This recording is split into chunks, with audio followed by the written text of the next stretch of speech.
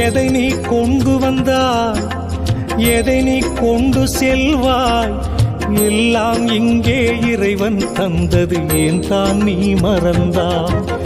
நாடகம் முடிஞ்சதுமே வேஷம் கலைஞ்சிடுமே, சுடுகாட்டு கரையில் நீயும் நானும் மண்ணாய் கிடக்கணுமே. குருவே சரணம், குருவே சரணம், ஞான குருவே சரணம்.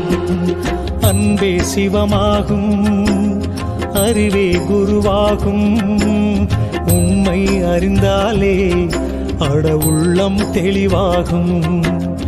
அன்பே சிவமா